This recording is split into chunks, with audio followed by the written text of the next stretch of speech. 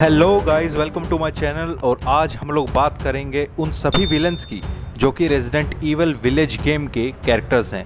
तो दोस्तों, जैसा कि आप लोग जानते होंगे, रेजिडेंट ईवल ये गेम बहुत ही ज़्यादा फेमस हो चुका है और इसका न्यू पार्ट सबसे ज़्यादा फेमस हुआ है और सबसे ज़्यादा बिक रहा है। तो दोस्तों, सबसे पहले पे आती है सबसे ज़्यादा फेमस लेडी डिमित्रिकस, जो कि आपको गेम में डिमित्रिकस पैलेस में मिलेगी। दोस्तों, लेडी डिमित्रिकस सबसे ज़्यादा इसलिए फेमस है क्योंकि उनकी हाइट गेम में 9 फीट 6 इंच दिखाई गई है। गाइस, आपको लेडी डिमित्रिकस को हराने के लिए उनकी 3 डॉटर्स को पहले डिफीट करना पड़ेगा। गाइस, मदर मिरांडा, जो कि गेम की मेन विलन है, एक एक्सपेरिमेंट की वजह से लेडी डिमित्रिकस को एक ईवल फॉर्म में ले आई और अपने आप को जिंदा रखने के लिए लेडी डिमित्रिकस को ब्लड की ज़रूरत पड़ने लगी। इसीलिए डिमित्रिकस पैलेस में उन्होंने लोकल विलेजर्स को हायर करना स्टार्ट किया।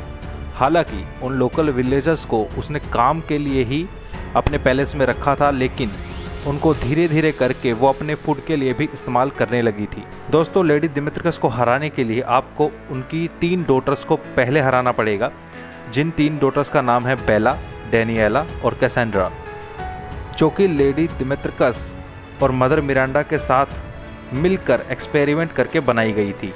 आपको डिमित्रिकस पैलेस में मिलेंगी और ये इनको डिफीट करने के बाद ही आप लेडी डिमित्रिकस को हरा पाएंगे। आपको इन तीनों डॉटर्स के लिए पैलेस में पूरे तरीके से सर्च करते रहना पड़ेगा। उसके बाद ही आप लेडी डिमित्रिकस को एक खंजर से मार पाएंगे और लेडी डिमित्रिकस उसके बाद अपनी रियल ईवल फॉर्म में आ पाएगी। उसके बाद आपको उसकी रियल फॉर्म से फाइट करनी पड़ेगी। दोस्तों, लेडी डिमित्रिकस एक रॉयल फैमिली से बिलोंग करती थी, तो वो जिस पैलेस में रहती हैं वो बहुत बड़ा है और उस बड़े पैलेस को आपको बहुत ही सावधानी से सर्च करना पड़ेगा।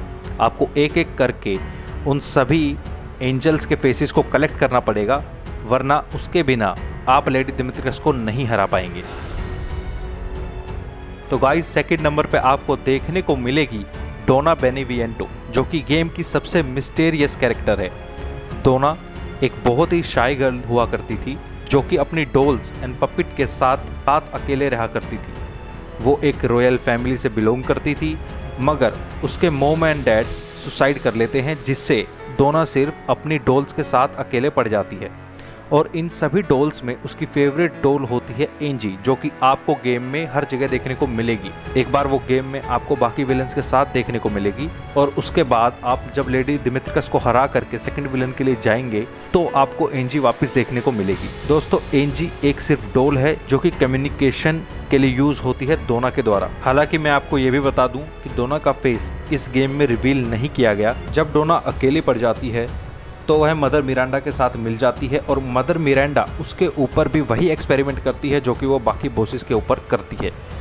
तो उस एक्सपेरिमेंट के बाद डोना में एक स्पेशल एबिलिटी आ जाती है, जिससे कि वो दूसरे लोगों को हेलुसिनेशन में डाल सकती है और यही वो ईथन के साथ भी करने की ट्राई करेगी, ताकि उसके दिमाग के साथ वो खेल सके। हालांकि उसका इरादा ईथन को मारने का नहीं, ईथन को अपने साथ उसी पैलेस में रखने का होता है। और इन सब के बीच उसकी एक ओवर पावर होती है कि वो बाकी डॉल्स और पपिट को अपने हाथों से कंट्रोल कर सकती है। ईथन को उसे मारने में ज़्यादा दिक्कत इसलिए होगी क्योंकि उसे बार बार एंजी को ढूंढना पड़ेगा, जिससे कि वो डोना को मार सके। दोस्तों, अब जो तीसरे नंबर पे हमारा विलन है उसका नाम है सेल्वेटोर मोराउ।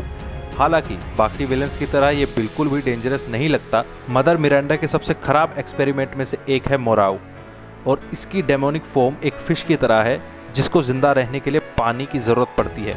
हालांकि इसको मारने के लिए आपको थोड़ा ज़्यादा दिमाग लगाना पड़ेगा, क्योंकि इसके मैप में सबसे ज़्यादा पजल्स हैं और उन पजल्स को सोल्व करके ही आप आगे बढ़ पाएंगे। हालांकि इसको मारने के लिए आपको उस जगह का सारा पानी खाली करना पड़ेगा और उसके बाद ही आप इससे फाइट कर पाएंगे। मोराउ बचपन से ही मदर मिरांडा को बहुत ही ज़्यादा खुश करना चाहता था, लेकिन वो हर किसी से अंडर एस्टिमेट होता था। तो उसका इरादा ईथन को किल करके सबकी नज़र में हीरो बनने का था। उसे पता था कि बाकी 2 विलेंस मारे जा चुके हैं, इसीलिए वो कोशिश करता है ईथन को सीधा मारने की और मदर मिरांडा के सबसे करीब हो जाने की। दोस्तों, अगर अब बात करें रेजिडेंट ईवल के 4th बॉस की, तो उसका नाम है कार्ल हेज़नबर्ग, जो कि सबसे टफ विलन है। दोस्तों इसकी सबसे ज़्यादा खास बात यह है कि ये किसी भी मेटेलिक चीज़ को अपने दिमाग की पावर से कंट्रोल कर सकता है। और इसकी लोकेशन के बारे में अगर हम बताएं तो ये 3 बॉस को हराने के बाद सबसे लास्ट बॉस बचता है, जो कि आपको ये हेज़नबर्ग फैक्ट्री में मिलेगा। हालांकि इसका इरादा पहले ईथन को मारने का बिल्कुल भी नहीं होता।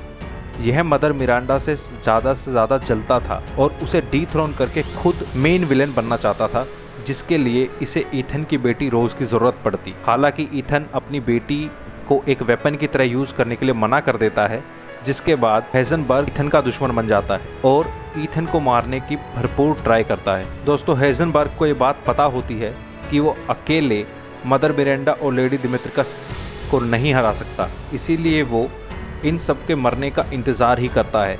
और उसे ये बात पता होती है कि अगर मदर मिरांडा अकेले पड़ गई तो हेज़नबर्ग अपनी ट्रू फॉर्म में आकर के मदर मिरांडा से अकेला टकरा सकता है। इसीलिए जब सारे बॉस मर जाते हैं तो हेज़नबर्ग अपनी ट्रू फॉर्म लेता है मदर मिरांडा को हराने के लिए। हालांकि उसके बीच में ईथन आ जाता है और ईथन फाइट करता है हेज़नबर्ग को मदर मिरांडा तक पहुंचने से पहले। दोस्तों अगर हेज़नबर्ग के मैप के बारे में मैं आपको बताऊं तो मैं सिर्फ आपसे एक ही चीज़ कहूँगा कि जो गेम में आपको लैंड माइन्स दी गई हैं उनका यूज़ बहुत ही केयरफुल होकर करें, क्योंकि इस मैप में उनकी सबसे ज़्यादा ज़रूरत आपको पड़ने वाली है।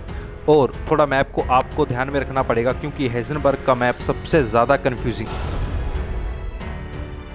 दोस्तों अब अगर इस गेम के मेन विलन की बात करें तो वो थी मदर मिरांडा, जो कि स्टार्टिंग से ईथन पर नज़र बना के रखती थी। यह वही विलन है जिसने बाकी के बॉसेस को बनाया था और इसका मोटिव ईथन की बेटी रोज की बलि देकर अपनी मरी हुई बेटी ईवा को वापस पाना था। दोस्तों इसकी सबसे बड़ी खूबी रूप बदलना और विच की पावर होना था। हालांकि मदर मिरांडा ईथन को मारने की पूरी ट्राई करती है और हेज़नबर्ग की लड़ाई के बाद ईथन काफ़ी कमज़ोर पड़ जाता है।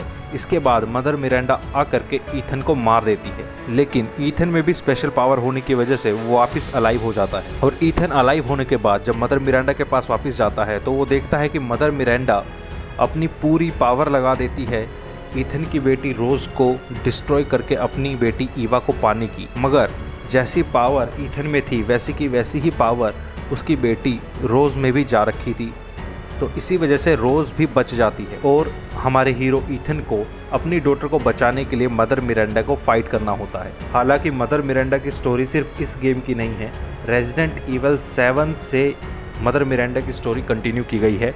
वो उस गेम से लेकर के इस गेम तक मेन विलन दिखाई गई है और ईथन और मदर मिरांडा एक दूसरे को ही फाइट में डिस्ट्रॉय कर देते हैं।